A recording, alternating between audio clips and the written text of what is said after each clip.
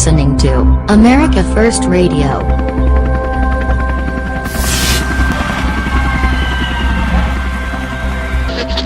Here is your host, Paul Adams. Welcome back, ladies and gentlemen. This is Paul Adams. You're listening to America First Radio. One thing President Trump is not is a politician, because he keeps his promises and truly cares for the American people. I tweeted this yesterday after his speech to the joint congressional session, and it has received a lot of positive feedback.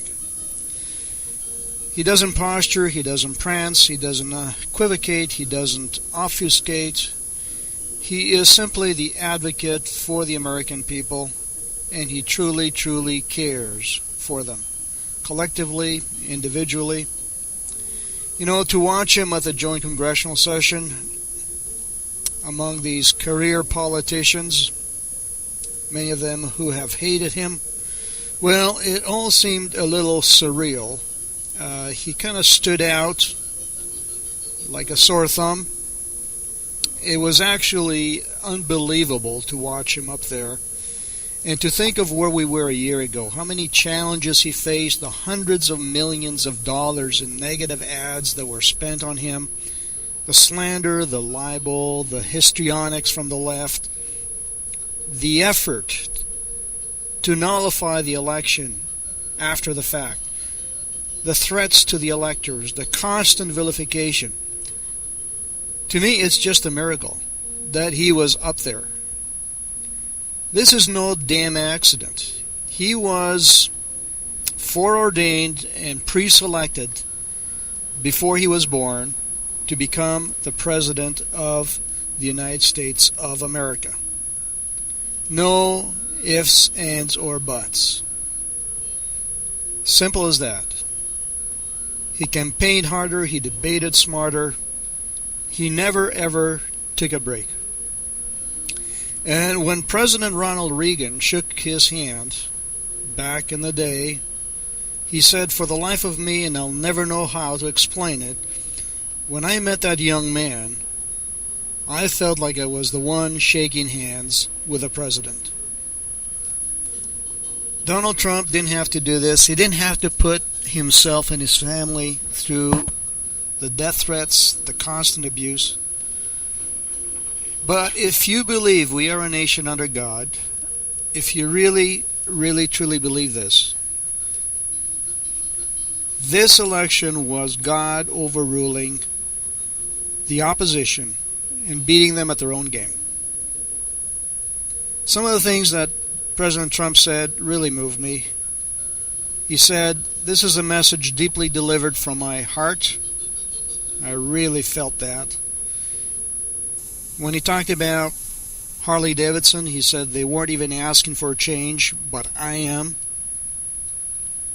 He has a lot of heart, a lot of common sense, a lot of goodwill. He is not like anyone else before or since. But I just can't see him as a politician. I see him more as the father of the nation. He is the people's advocate, nothing more, nothing less. And then came that moment to honor William Ryan Owens, the longest applause by a president for a fallen hero. There were so many highlights, just too many to mention.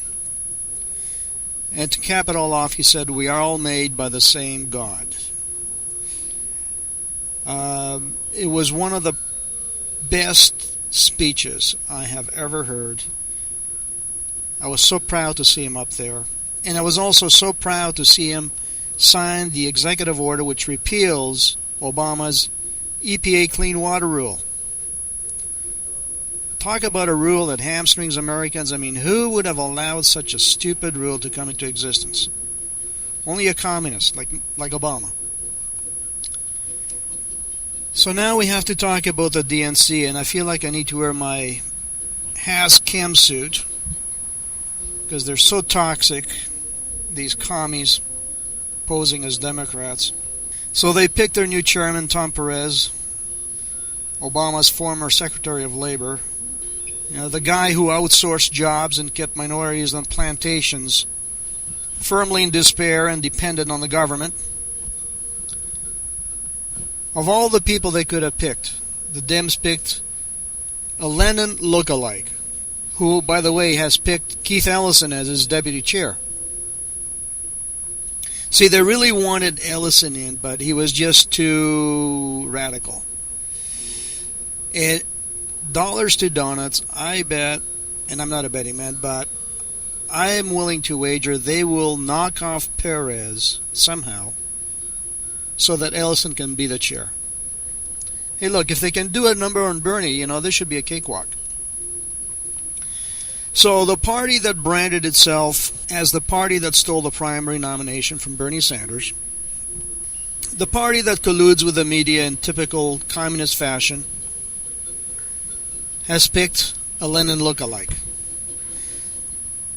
Lenin, of course, is noted for having said, "A lie told often enough becomes the truth." And to quote from the Bible, Timothy had this to say, "They are without natural affection, truce breakers, false accusers, incontinent, fierce, despisers of those that are good." Doesn't that sound like the DNC? And now I feel like I have to take out my barf bag as I broach the next topic. Why is the Queen of Corruption still on the loose? Or is the Ivanka-Chelsea friendship interfering with this investigation? I mean, we have the evidence that the server was hacked, that she used her private server for racketeering, that Obama knew about it, that he communicated with her, that he is just as guilty as her, that she is guilty of perjury, treason, obstruction of justice, and who knows what the life insurance folder found in Wiener's laptop has. So why is Jeff Sessions slow on the draw here? Is he crossing his T's and dotting his I's before he proceeds? Where is the special prosecutor? Why is she not in jail? See, this is all over the internet. On Twitter, people are wondering what is going on. Because people voted for Trump based on that promise, that he would go after her. He'd be on her like white on rice. Is this a kind of a Mexican standoff where everybody's got the goods and everybody else? Will her indictment force hundreds of indictments in the Beltway? See, what are we looking at here? And why is Soros not apprehended and carted off to Siberia? What are we watching here? Is this WWE? Is this Kabuki Theater? Is this another Al Smith dinner? Because all over Twitter, there are calls to arrest Hillary, Podesta, and Soros. I mean, I don't know if Mr. Trump's administration has their ear on the ground, but I think they should be following all the major players, besides the mainstream media like Hannity and O'Reilly. They should be following Cernovich, Zozora. There are so many others that have mass followings, and it's not just the followings.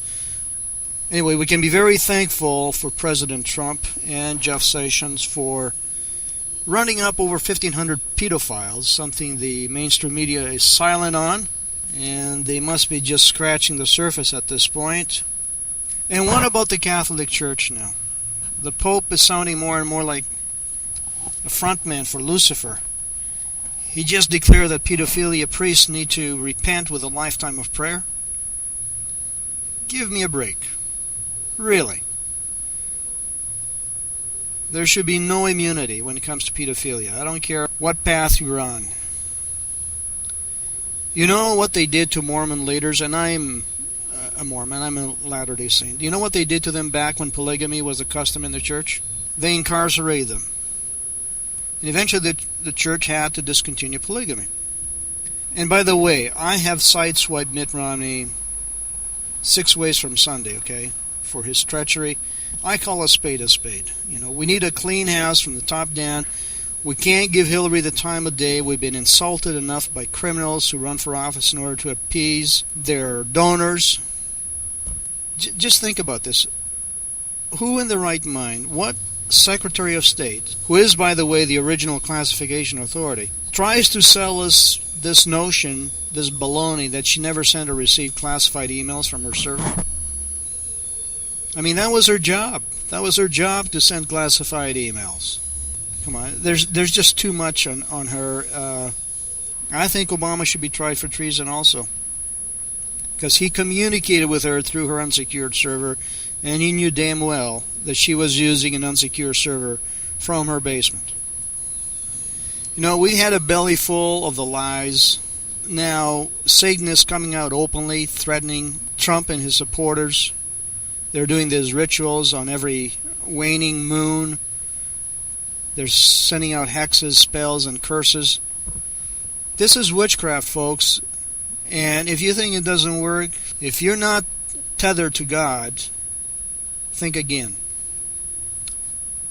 It's a spiritual war. It has always been a spiritual war. I've talked about the dark side so many times here. We're going all the way back to the primaries. But America is not going to be held hostage because of a friendship between Ivanka and Chelsea. Okay? God is not going to hold back. I hope everybody understands this, okay? He doesn't play favorites. He will give people an opportunity to mend their way, to get back on track, get America back on track. And if we blunder, if we drop the ball, he'll be on our case. We are way, way past any kabuki theater here, okay? The Al Smith dinner is over, and God is now waiting around for the next round. Either we play hardball with criminals like Hillary, or we go down hard. We go down really hard as a nation. There have been far too many people praying, and he's not going to let them down. And one of the primary reasons President Trump won was because he had the balls to put Hillary in her place. Remember that famous one-liner during the debates, the second debate, because you'd be in jail? That reverberated around the world. Remember the line at the Al Smith dinner when he said Hillary's the most corrupt candidate to ever run for president? This is why people voted for Trump. They came out in numbers, record numbers. People who hadn't voted for 20 years came out to vote. Of course, Hillary had her people too. People who hadn't voted for 200 years came out to vote. To drain the swamp, that was what caught our imagination. That's what brought us together. That's what united us. Starting with the obvious, the creature from the lagoon, the queen of corruption. We got to clean her out of the system. Her and Soros and Podesta and all the other sycophants. I must confess, I felt a little disappointed by the fact that President Trump considers the attacks on the Pentagon and the World Trade Center acts of terrorism by radicalized Muslims. Okay, he may be trying to jumpstart the nation and doesn't want to open up old wounds right now, but pending a new investigation, we really don't know who was behind 9/11. I know that way back in the day when he was campaigning, the only reason I believed he was for real was when he said that he was going to reopen 9/11. That was it. That was the only reason I went all in for Donald Trump. The Pentagon was hit by a missile. Okay, 80 cameras from around the Pentagon were confiscated by the FBI after the Pentagon was hit. So something is askew here. Okay, there were no plane parts in the front lawn where it hit. There were no wing marks into the face of the Pentagon. Okay, we can go on and on and on. See, there are systemic flaws here that need to be fixed. For example, why do we allow communists to run for office? Why do we allow people with communist ties to be in our hallways of power? See, we don't let anyone who has communist ties to hold a job in the federal government. No, we can't do that. The federal government is sacrosanct. The FBI vets any applicant who wants to be employed by the federal government. They go back 40 years. They do a background check. And if it shows that your uncle was a communist, you're automatically disqualified. See, people like Perez and Obama, if they were vetted, they would never be allowed to run. So we're a bit in a ass-backwards kind of mentality here. It's Alice in Wonderland, you know. It's like a bad dream that you dream in a banana republic. We need to fix those systemic flaws. Those are the flaws that bring down nations. See, we are one nation under God, not under Lucifer. Let's fix the flaws. At some point, if the leadership is not there to fix the systemic problems, God will intervene. Let me quote Lincoln from his Gettysburg Address. "It is rather for us to be here dedicated to the great task remaining before us, that from these honored dead we take increased devotion to that cause for which they gave the last full measure of devotion, that we here highly resolve that these dead shall not have died in vain, that this nation under God shall have a new birth of freedom, and that government of the people, by the people, for the people, shall not perish from the earth." Just a little sidebar here. For you who think Mormons are not Christian, I have news for you, okay? We are more Christian than some Christians will ever be Christian. And I've been a member for 46 years. I've seen it all. If you think we're not Christian, you know nothing, absolutely zip, nada about Mormons. If you think we don't worship Jesus Christ. And if you don't believe in organized religion, well, maybe that's another topic, okay? Maybe you would have been a bad fit back in Christ's day when he organized his church and people met in congregations.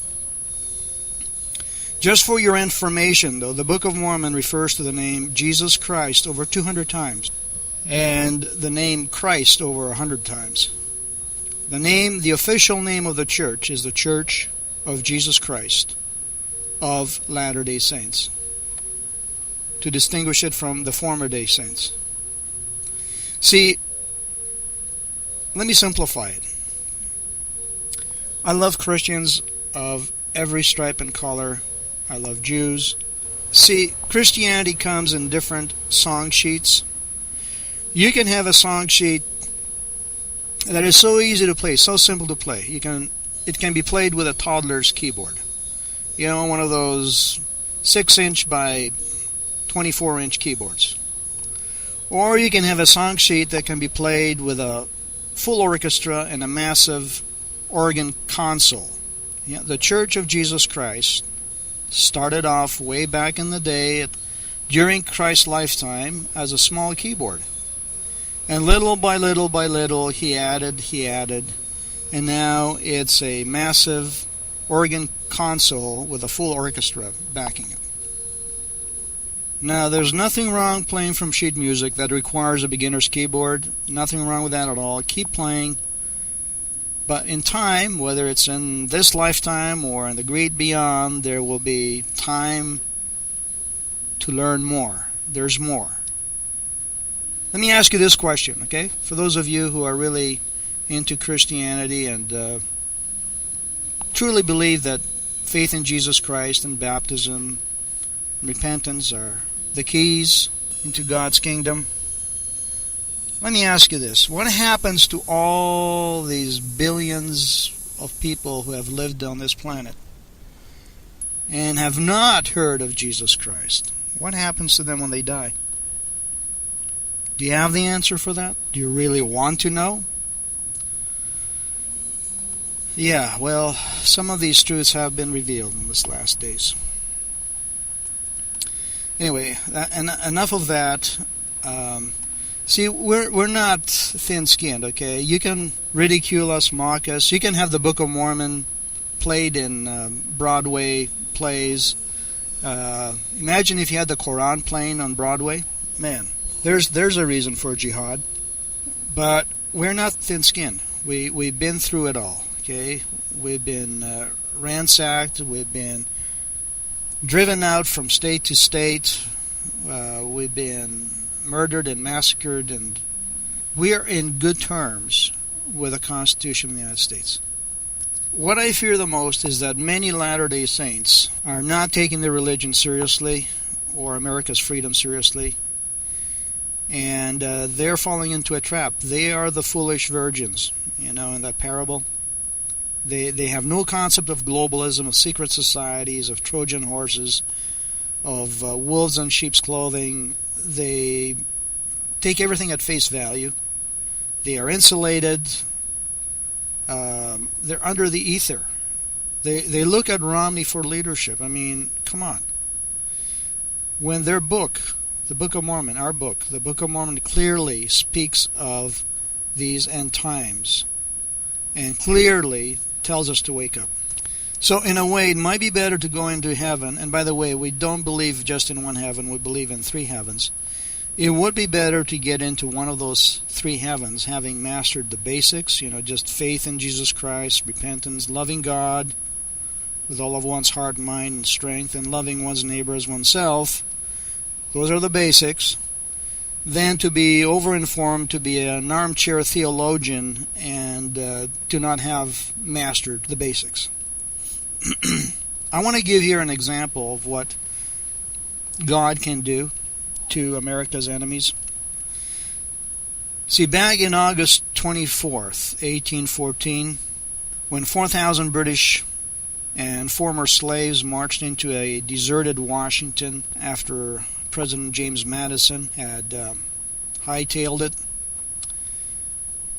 the British stormed into the White House, and they found the table set for them. They feasted. And then they burned it down around 10:30 in the evening. They burned other buildings, housing the Departments of State, Treasury, and War. They hoisted the Union Jack. And then, the next day, on August 25th, the Redcoats were about to burn down the Library of Congress and the Naval Yards. And it seemed like God said enough is enough. So a storm came out of nowhere, and it turned into a hurricane. One of the strongest hurricanes ever. And it just lashed those Redcoats, drenched all the fires. For 2 hours this went on. Witnesses saw even cannons being lifted and carried yards away. That's how strong the destruction was. But God wasn't done. See, the British took cover in a building. And then a tornado was formed, and it touched down, and it destroyed the building and took the lives of 400 Redcoats. Day after, the British fell back and then eventually left our shores.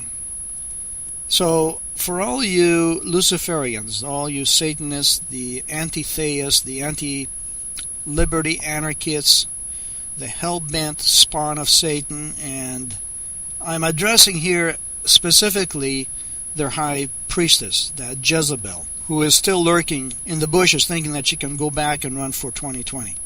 I'm speaking to the leader of the shadow government, Mr. Obama, and his patron, George Soros, and Bill Ayers, all you warlocks, witches, all you priests of Baal and priests of Moloch. Here's the message. Your time is up, okay? The God of Abraham, Isaac, and Jacob has your coordinates, and he's about to unleash bitter hell on you.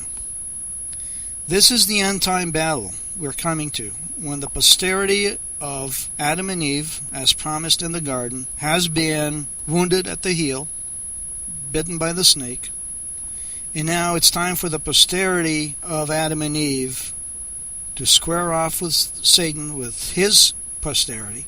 This is the time when the serpent has its head crushed, and we will see it happen time and time again. Any weapon that is formed against Trump will bounce back and destroy those who formed it. They tried to steal the election with switched votes, and God switched them back to Trump. The mainstream media calls them racist, and now the mainstream media is buried by their own lies. They're banned from their press briefings. They try to mock him at the Oscars, and they got egg on their face. So now Obama apparently has 2,500 organizers, captains let's call them, and 230 centers in the country ready to foment chaos. They may be aiming for an American spring as the weather warms up. There's a lot of talk about that. They may have people marching into Washington, D.C. by the millions. We'll see. But don't forget, August 25th, 1814. We know that Soros is clearly behind all this, and my question is, why is he still around? Why is this guy not deported, arrested? Be it as it may, we are in a cleanup mode before the second coming of Jesus Christ, which will happen maybe in our lifetime. The garbage has to be put out curbside. America has to be cleaned out first. Donald Trump tweeted, "The FBI is totally unable to stop the national security leakers that have permeated our government for a long time. They can't even find the leakers within the FBI itself. Classified information is being given to media that could have a devastating effect on U.S. Find now." I agree. Find now. What's the holdup? And by the way, there's a lot of Mormons working in the FBI. A lot of Mormons. They don't drink, they don't smoke, they can't be bribed, they can't be bought. It's one of the reasons they're hired. Very clean living people. There's still bad apples in every organization, okay? There's wolves in sheep's clothing. Look, you don't have to tell me. But there is no child sacrifices under temples, and there is no polygamy and a whole bunch of other crap that is being spewed out there. Now, I would like to hear from President Trump here a little bit. Of all the speeches that he's given, one of the best was at CPAC. I felt like this was the Lord Almighty speaking through him here. Let's listen to this final part here. In anticipation of these and other changes, jobs are already starting to pour back into our country. You see that. In fact, I think I did more than any other pre-president. They say president-elect. President-elect is meeting with Ford. He's meeting with Chrysler. He's meeting with General Motors. I just want to save a little time. Because Ford and Fiat Chrysler, General Motors, Sprint, Intel, and so many others are now, because of the election result, making major investments in the United States, expanding production, and hiring more workers. And they're going back to Michigan, and they're going back to Ohio, and they're going back to Pennsylvania, and they're going back to North Carolina, and to Florida.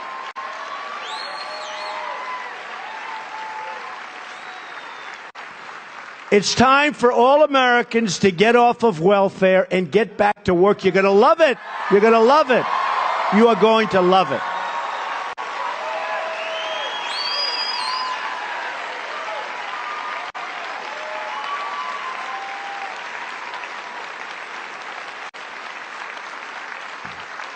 We're also putting in a massive budget request for our beloved military.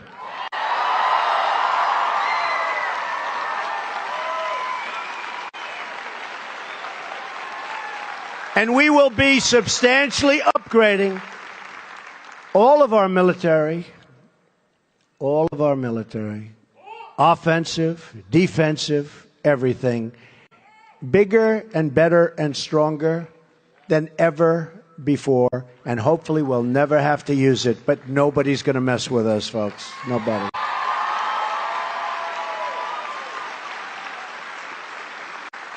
It will be one of the greatest military buildups in American history. No one will dare question, as they have been, because we're very depleted, very, very depleted. Sequester.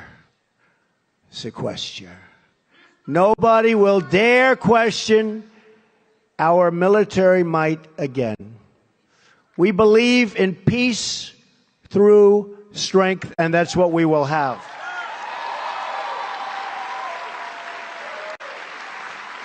As part of my pledge to restore safety for the American people, I have also directed the defense community to develop a plan to totally obliterate ISIS.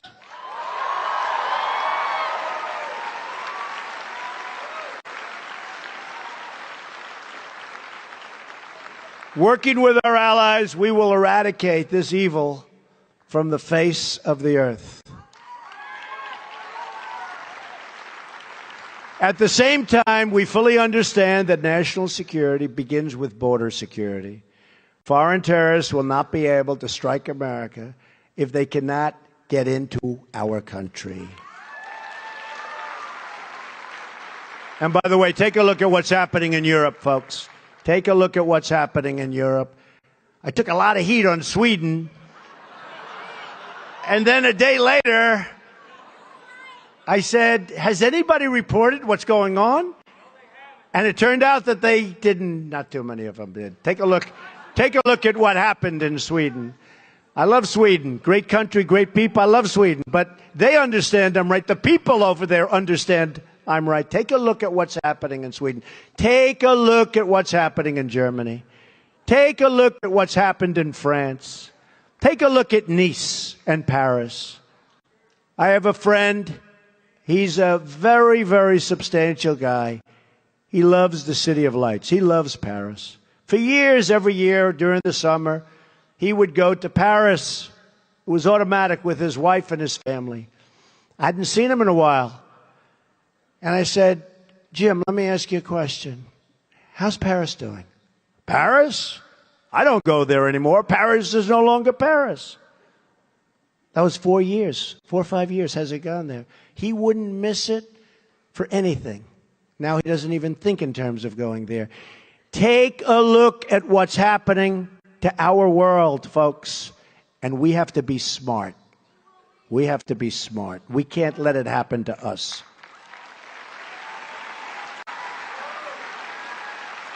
So let me state this as clearly as I can. We are going to keep radical Islamic terrorists the hell out of our country.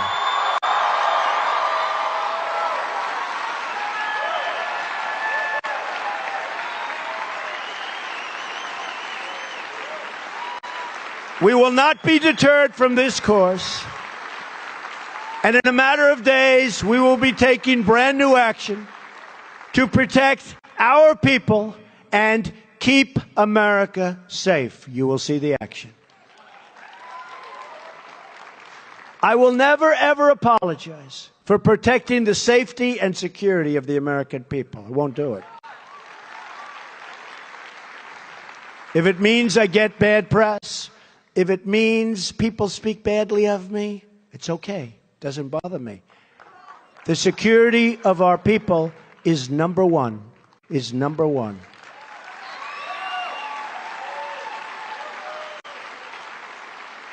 Our administration is running with great efficiency, even though I still don't have my cabinet approved. Nobody mentions that. Do you know I still have people out there waiting to be approved? And everyone knows they're going to be approved. It's just a delay. It's really sad. It's really sad. And these are great people. These are some great people. We still don't have our cabinet. I assume we're setting records for that. That's the only thing good about it, is we're setting records. I love setting records. But I hate having a cabinet meeting and I see all these empty seats. I said, Democrats, please approve our cabinet and get smart on health care, too, if you don't mind. But we're taking meetings every day with top leaders in business, in science, and industry. Yesterday I had 29 of the biggest business leaders in the world in my office. Caterpillar Tractor, Campbell's Soup. We had everybody. We had everybody. I like Campbell's Soup.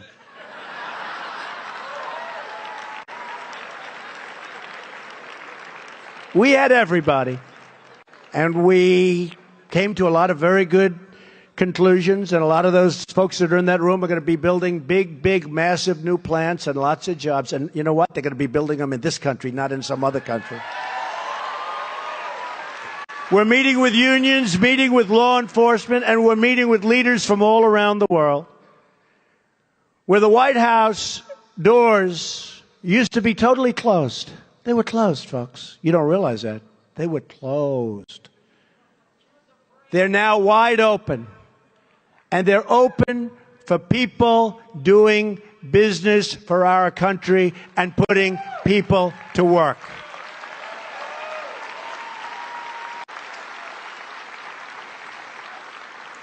And when they come into the White House, we're translating these meetings into action. One by one, we're checking off the promises we made to the people of the United States. One by one. A lot of promises. And we will not stop until the job is done. We will reduce your taxes. We will cut your regulations. We will support our police. We will defend our flag.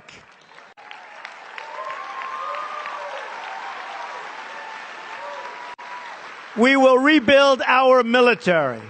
We will take care of our great, great veterans. We're taking care of our veterans.